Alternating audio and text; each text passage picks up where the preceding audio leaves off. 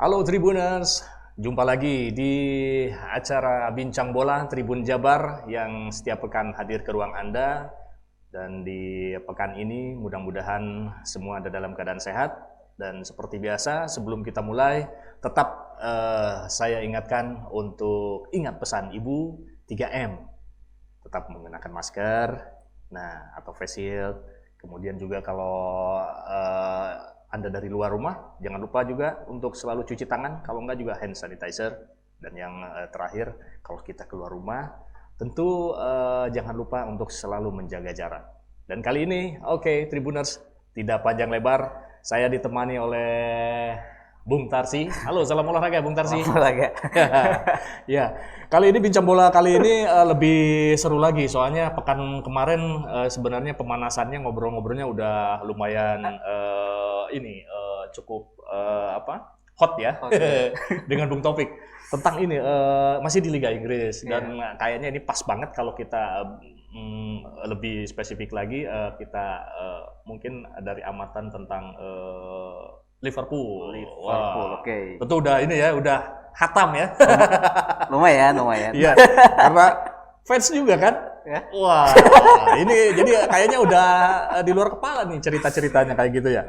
Ini Bung Tarsi ini kayak Liverpool ini kan masih puncak klasemen di Liga Inggris. Betul, ini ya. Ya.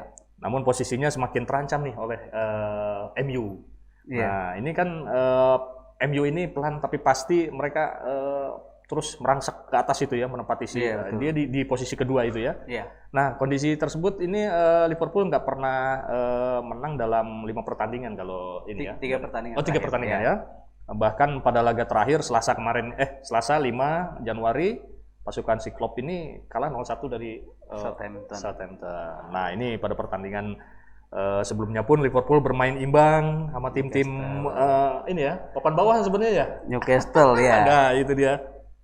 Nah, ini yang jadi kita akan mungkin dari amatan Bung Tarsi nih. Kenapa?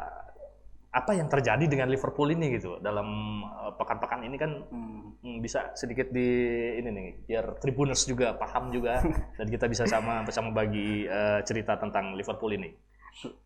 Sebenarnya secara keseluruhan nih kalau menurut saya, tim Liga Inggris musim ini memang agak berbeda. Tidak ada yang bisa memprediksi siapa yang akan jadi juara. Misalnya Liverpool start awalnya buruk sekali, meskipun diawali kemenangan, tetapi sempat kalah 7-2 dari Aston Villa kalau nggak salah. Itu kalahan terburuk udah itu. Kemudian parah sekali tuh. Sempat juga hampir imbang lawan Leeds United yang baru promosi. 4-3 gitu, menang sangat tipis. Nah, kemudian City atau MU juga sempat goyang di awal, tapi mereka perlahan-lahan naik. Ya, itu yang bahkan Gary Neville sempat bilang, mantan pemain MU yang sekarang jadi pundit, sempat bilang kalau yang persaingan juara itu musim ini justru Tottenham Hotspur sama Chelsea, karena Chelsea udah membangun di musim lalu pemain-pemain mudanya, bisa masuk 4 besar. Kemudian Tottenham Hotspur juga di tangan Mourinho udah naik, tetapi kan prediksi itu agak meleset sekarang karena Chelsea-nya turun sekali. Soal Liverpool, memang seperti yang saya bilang tadi, mereka mulainya tidak konsisten musim ini. Masalahnya bukan hanya ada 3 back yang cedera, itu ada Virgil, Joe Gomez, kemudian Matip. Tapi masalahnya juga ada di lini depan. Lini depan belum seimbang musim lalu. Kalau musim lalu, misalnya sampai akhir musim Sadio Mane sama Mohamed Salah itu, mereka bisa saling kejar gol. Di akhir musim Salah 19 gol. Lalu Mane 18 gol. Nah, musim ini hanya Salah yang ada di daftar 10 besar pencetak gol terbanyak Liga Inggris. Dia mencetak 13 gol. Lalu ada selisih Mane 6 gol kalau nggak salah. Tetapi kemudian lini depan juga ini kerjasamanya kelihatan agak kurang nih kalau menurut saya. Ini sebenarnya ada apa nih mereka berdua? Nah itu dia. Kalau lihat statistik ini ya, pencatat assist terbanyak di Liverpool justru back Andy Robertson 5 assist. Sementara Firmino hanya 3 assist. Nah, selain itu ya udah di bawah itulah. Iya. Itu kan menunjukkan meskipun Salah sudah menjadi top skor dengan 13 gol, tetapi karena nggak ada assist itu ya. Bandingkan dengan Tottenham Hotspur. Tottenham Hotspur itu Son mencetak top scorer, sementara Kane dia pencetak assist terbanyak. Atau di Leicester, Vardy itu pencetak gol terbanyak klub, sementara juga pencetak assist terbanyak untuk klubnya. Dan itu kan menunjukkan agak kurang. Saya nggak tahu, tetapi dulu kan memang ada cerita di musim lalu atau musim sebelumnya Mane sempat clash dengan Salah gara-gara tidak dioper meski peluangnya mencetak lebih banyak, dan itu mungkin terbawa sampai sekarang. Apalagi dua pemain ini memang sempat dikait-kaitkan dengan Madrid. Terakhir ini Salah yang paling dikaitkan dengan Madrid. Bisa jadi ya, mungkin ada ya kalau perasaan lah. Jangan pakai perasaan. Iya. kalau pakai perasaan Salah, udahlah. Saya kan dulu sempat incar Madrid. Iya. Sekarang giliran saya, tapi kayaknya ada nggak terima atau kita nggak tahu. Tapi kemungkinan bisa seperti itu. Ada mungkin ya, apakah ada ketidakakuran atau ego mereka itu udah justru meningkat gitu kan. Betul. Nah, makanya kemarin Liverpool sempat punya Jota. Jota itu pemain dari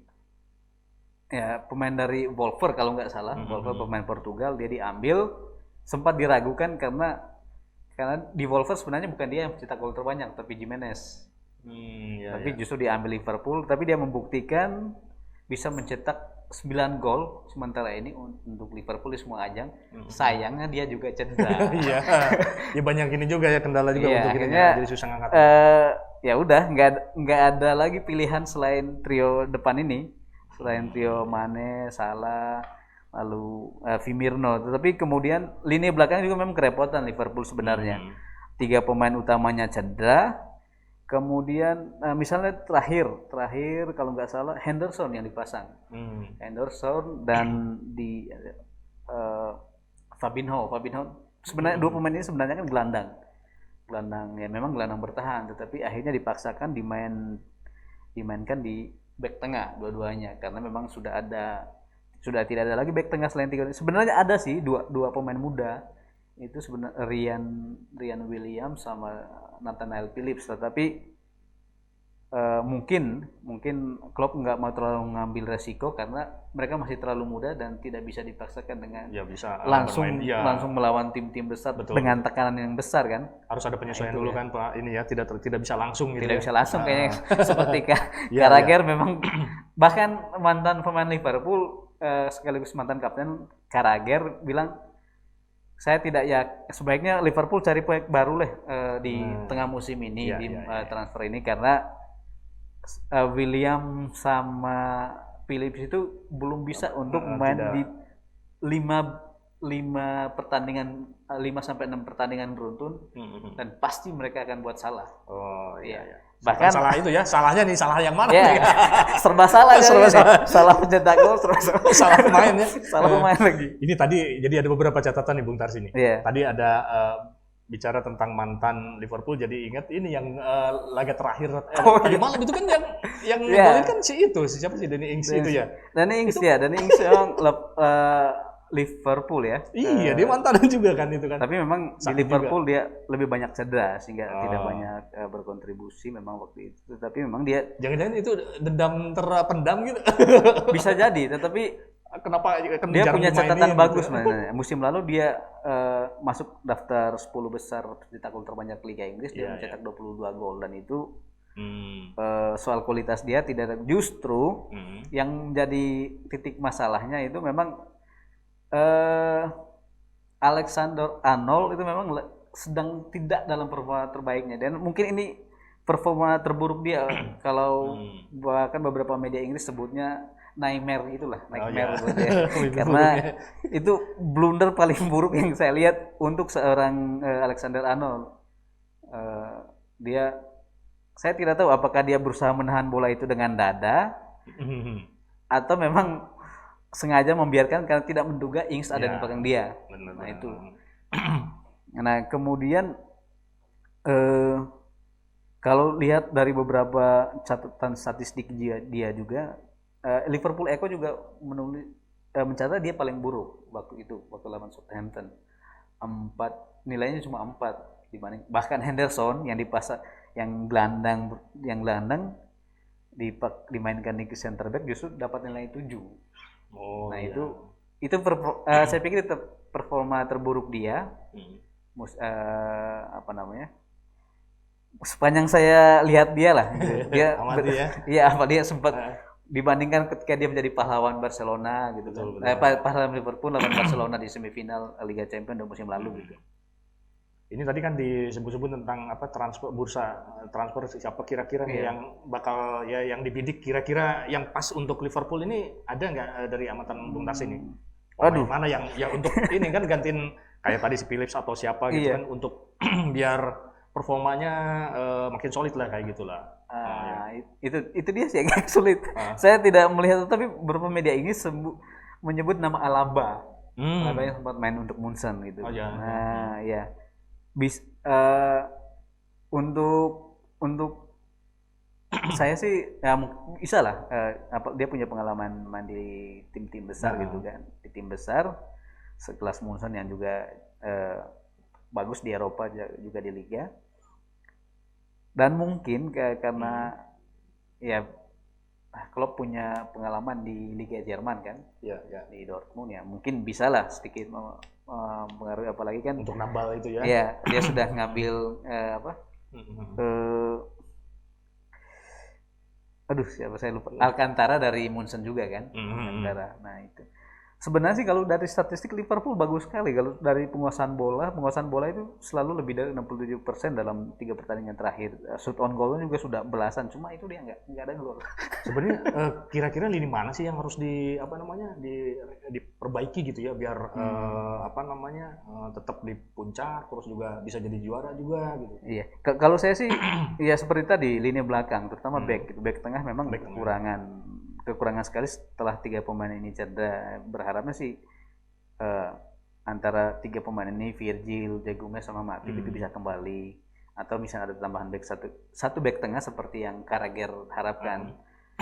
Karena karena lini ini juga mempengaruhi lini tengah jadinya. Henderson atau Fabinho itu sebenarnya kalau mereka adalah gelandang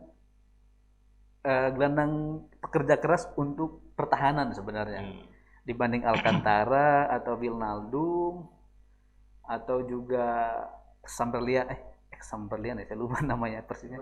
Chamberlain. Nah, dibandingkan 3 pemain itu, Henderson dan Fabinho itu mereka orang pertama yang menahan serangan lawan sebenarnya. Tapi ketika mereka dipasang di back tengah, akhirnya kan agak bolong di lini tengahnya. Itu memang sangat berpengaruh. Kemudian juga lini depan harus ada perbaikan, karena ini misalnya terakhir lawan Southampton, bayangkan catatan tembakannya ada 17, tapi yang mengarah ke gawang cuma saat itu pun tembakan lemah. Sadio Mane menit kayak ngoper ke kiper lah kelihatan. Dan itu mungkin harus ada perbaikan di sisi itu sih sebenarnya, karena penguasaan bola sudah bagus. Nah itu aja kalau menurut saya. Atau mungkin mereka, atau bisa juga dari sisi mental, kelihatannya Liverpool ini semacam apa ya, merasa udah di atas angin ketika udah juara Liga Inggris kan, Liga Inggris 30 tahun kemudian mereka juara, start awal musimnya jelek. Nah kemarin mereka sempat menang 7-0 lawan Crystal Palace. Nah setelah itu imbang kalah. Itu kayak udah anti klimaks gitu. Nah itu nggak tahu, tapi memang secara nggak tersirat sih sebenarnya si Jurgen Klopp udah menyinggung soal itu kan. Jangan kenyangan kali waktu 7-0. Iya, ketika makanya dia bilang jangan pernah berpikir kita tidak perlu mencetak gol lagi karena sudah mencetak gol banyak di masa lalu. Iya. Masa lalu sudah gitu ya. Jadi sekarang kita yang depan. Sekarang mencetak gol yang sekarang gitu. Iya. Itu bisa jadi tuh. Itu sindirannya lumayan sih untuk saya keras juga itu. Jangan udah lupakan masa lalu. Kemudian soal tren ya itu dia singgung juga sih, memang enggak. Dia hanya bilang Southampton kuat di sisi kanan, karena kan kirinya dia nggak secara langsung menyinggung namanya Alexander Arnold itu. Nah ini kan kalau di satu sisi berarti waktu laga terakhir kemarin ada keuntungan tersendiri buat MU kan, berarti MU punya motivasi untuk laga berikutnya. Betul, laga di depan ini tanggal berapa MU tuh lawan? Tanggal 13 itu ya, Burnley. Di kandang Burnley sih ya. Mungkin itu dia motivasi ya. Ada sedikit MU gimana ininya? Mungkin dia untuk ini. Nah ini saya nggak tahu apakah saya bertindak sebagai fans atau pengamat sepak bola. Bisa marah nih pendukung MU nih. Iya. Begini. MU memang sedang lagi bagus-bagusnya ya. Tapi ada bukan cuma Klopp sebenarnya sih, banyak yang bilang MU itu menang diuntungkan karena banyak penalti. Nah, tetapi saya sepakat dengan Gary Lineker, pengamat sepak bola Inggris. Juga mantan pemain Inggris dulunya kan. Ya betul, mungkin MU banyak menang dari penalti, tetapi kita harus menghormati apapun keputusan wasit. Nah itu. Klopp menyinggung itu karena sebenarnya waktu lawan Southampton, Mane dianggap dilanggar di kotak penalti dan harus dapat penalti. Nah itu makanya bikin pernyataan itu. Tetapi bisa juga ini pesaing untuk pertandingan tanggal 17 nanti, karena Liverpool akan menjamu MU di stadion barunya kan, di Anfield maksud saya. Nah, itu juga mungkin pesaing supaya ya wasit jelilah lawan Burnley itu. Mudah-mudahan nggak dapat penalti lagi. Nah mungkin seperti itu.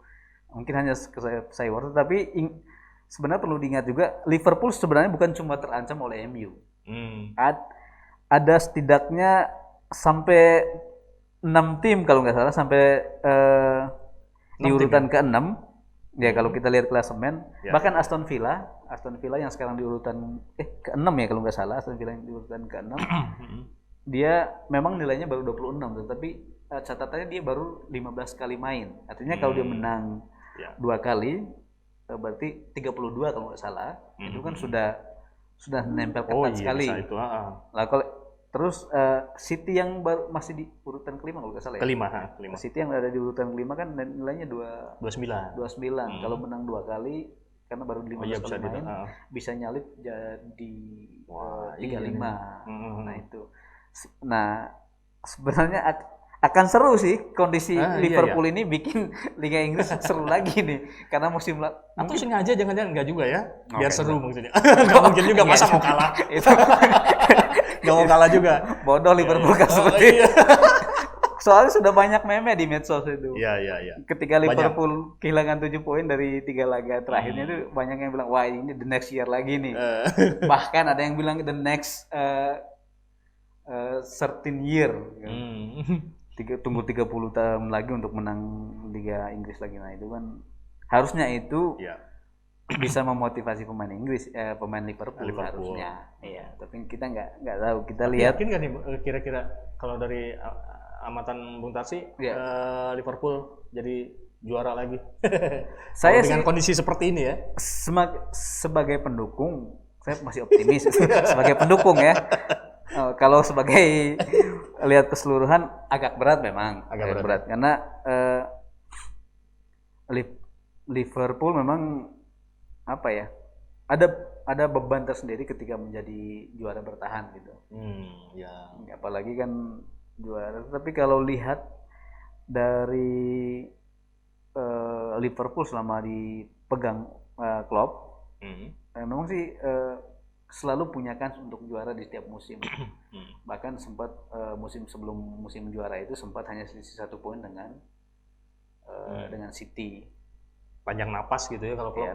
Banyak napas. Jadi saya masih percaya Klopp bisa masih punya solusi untuk keluar dari masalah ini gitu, masalah yang sedang dihadapi Liverpool. Entah itu nanti misalnya dia mengikuti saran Carragher yang mantan Liverpool itu untuk membeli bek tengah, atau juga ya kita berharap sih, saya sangat berharap pemain kayak Virgil itu bisa kembali, Thiago Mendes, Matip bisa segera pulih. Yang cedera itu ya. Diego Jota juga ya, karena sejauh ini sih baru Diego Jota yang bisa benar-benar bisa menjadi alternatif di lini depan gitu. Saya lupa namanya pemain yang sempat menjadi pahlawan pemain Belgia. Pemain Belgia sempat jadi pahlawan Liverpool waktu lawan Barcelona juga sudah tidak, masih mencari-cari performa terbaiknya musim inilah. Berapa kali diturunkan dia belum bisa mencetak gol gitu. Ya, mudah-mudahan yang cedera itu harusnya dibawa ke Indonesia biar cepat sembuh. Kalau di Indonesia kan cepet sih. Pakai jampi-jampi enggak juga. Yang patah tulang bisa langsung kan, langsung di Cimande. Iya deh. Oke lah, kayaknya bincang-bincang kita udah ini dulu untuk sementara kita ini dulu ya. Tapi iya sih. Saya mau pingin catatan ada catatan terakhir nggak ini buat khususnya mungkin Tribuners untuk tentang Liverpool ini nih? Ya, catatan terakhirnya kemarin Klopp sempat singgung soal lini depan. Soal lini depan mungkin itu yang tadi kita mudah-mudahan sih nggak terjadi, misalnya salah nggak jadi ke Madrid seperti yang diisukan. Saya berharap sih memang ada perbaikan, karena kalau media Give Me Sport, media online kalau nggak salah itu memberi catatan khusus untuk Mane sama Firmino. Mereka masuk dalam 10 besar pemain di Liga Inggris yang paling banyak buang peluang. Wah, ya itu. Ada nama Timo Werner di Chelsea juga di situ. Nah, dua pemain ini sama-sama sudah buang 6 peluang emas. Iya. Artinya kan kalau setengah dari 12 peluang itu aja udah jadi gol ya. Iya benar. Saya pikir kondisi Liverpool tidak seperti ini. Ya. Dan itu tugas, saya kira itu tugas Klopp nantinya. Dia sudah mengakui sendiri memang kami sudah membuat ratusan tembakan, tetapi memang yang ke gawang hanya sedikit. Nah, itu tugas beratnya. Nah ya. Oh, itu berarti itu sampai sejeli gitu ya? Ada dia buang peluang sampai. Ya kalau media-media luar kan seperti itu. Iya benar. Sampai peluang itu dia mati sampai segitunya. Ya, mungkin untuk sementara kita nanti bahas kembali berikutnya di bincang bola berikutnya, mungkin lebih tensinya lebih tinggi lagi kayaknya. Dan saat ini untuk mungkin pekan ini MU ya yang mendatang ini, berarti MU yang tanggal 13 itu paling kita tanggal 13 ya betul MU. Ya demikianlah Tribuners untuk saat ini bincang bola. Dan mudah-mudahan apa yang kita obrolkan di kali ini ya tentang Liverpool ini ada sedikit minimal ataupun juga banyak bisa ada yang bisa Anda sebagai ancangannya kalau nonton ya, terutama ya kalau nonton, oh iya bener nih kayak gitu. Ada sesuatu yang bisa Anda ambil lah. Pokoknya you'll never walk alone lah. Di saat kalah kita tetap dukung. Iya. Oke Tribuners, terakhir sebelum kita pamit, jangan lupa pesan ibu, gunakan masker, dan kalau keluar jangan lupa juga cuci tangan. Kemudian juga kalau kita keluar rumah ada keperluan, tetap jaga jarak. Dan sampai di sini, saya Diki Fadiar Juhud dan saya Tarsis Utomonayo, pamit dari ruang Anda semua. Salam olahraga.